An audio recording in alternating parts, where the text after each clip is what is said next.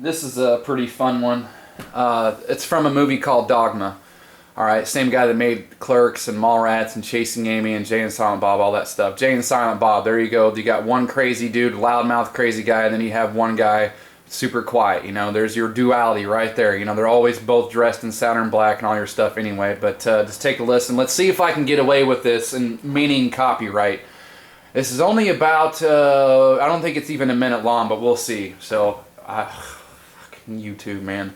Oh, bad words, he says the F word. So if you can't handle swearing, you know, then get out of here. So, here we go. Let me get this straight. You don't believe in God because of Alice in Wonderland?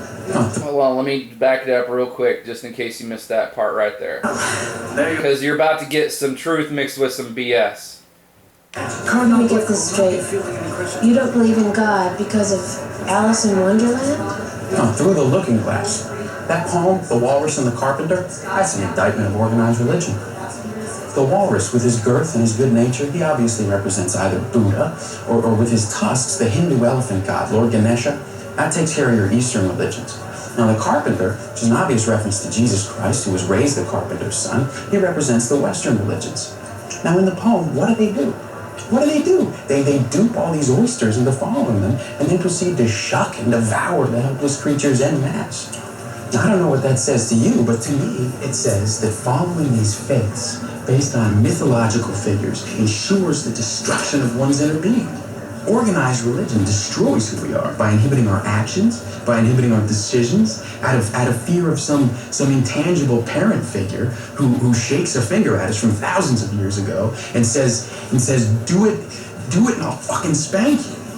The way you put it, I've never really thought about it like that before. What have I been doing with my life? What am I? Yeah, I know. Listen, my advice to you, you take this money that you've been collecting for your parish, go get yourself a nice dress, you know, fix yourself up. Find some man, find some woman that you can connect with, even for a moment, because that's really all that life is, sister. It's a series of moments. Why don't you seize yours? There you go. So there's your do what thou wilt. Just do whatever you want sort of thing.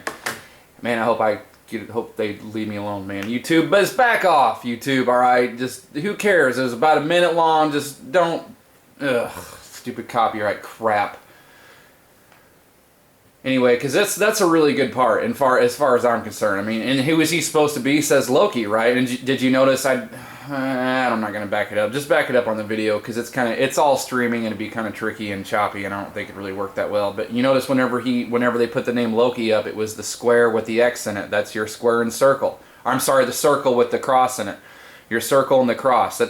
You see all huge symbol. That's your circle and your square. The X represents the four sides of the square, which represents the cube, and it's also an old Phoenician symbol for Saturn and all this stuff, you know. So your X and your circle inside the O that spells Loki, and Loki is the god of mischief.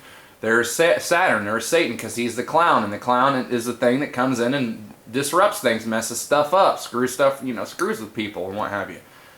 And you see how he threw Jesus in there and bunched it all up with all that other garbage, though, right? Because this lady comes up to him and says, well, you say you don't believe in God and this and that, but he does, because later, just right after he lectures this nun, Ben Affleck, who you saw, Bartleby, says, you know there's a God, you know, why are you doing this? You've been in his presence even. So you see how he's throwing in some truth, saying organized religion is a bunch of crap. But then because that's true, but then he turns around and says there's no God, which he knows is, and Jesus is, and he throws Jesus in there with the rest of the nonsense, which is blatant lies. You know, the Vatican Jesus is fake. There is no Vatican Jesus, the one they talk to you about and sit there on their huge throne that's full of money with all their jewelry and say you better do this or Jesus or God will get you. You know, that's the fake Jesus and what have you. That's the Vatican bullcrap, carbon copy, lie, false Jesus. There is the real Jesus, and and we can get into that all day long with people. I don't care. I'm sorry. I'm forever in that stance. There's nothing that's ever going to change that. Because part of what God is and part of what Jesus Christ is inside every one of us. Because if we weren't, then we'd all be running around the same as everybody else, worshiping Hollywood and praising Barack Obama. But some of us aren't. Are we? And we never would, right? So whatever God in Christ is inside each and every one of us. Not to say it's not inside those other people like our friends and family too, but they're just not listening. That's all there is. You know, and I'm not listening as much as I should be and what have you. You know, I'm not perfect in any way, shape, or form.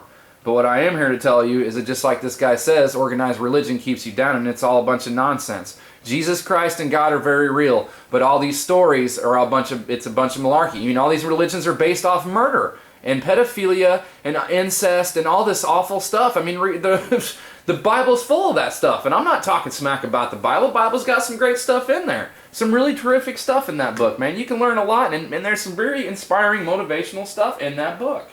But at the end of the day, God and Jesus Christ are not confined to some pages in a book. You know, as much as that pisses people off, it's the truth. You know, I'd be just curious to see what some people would be like if they didn't have that book. You know, you're trying to tell me that that's all that God is a book that sits on some podium somewhere. That's what God is, the book. Get out of here. I mean, you knock that off. Well, you know what? I'm not trying to tell you what to do. Just think about that God may be bigger than a book. Just think about that. Anyway, that was kind of more of a rant than I wanted to get into.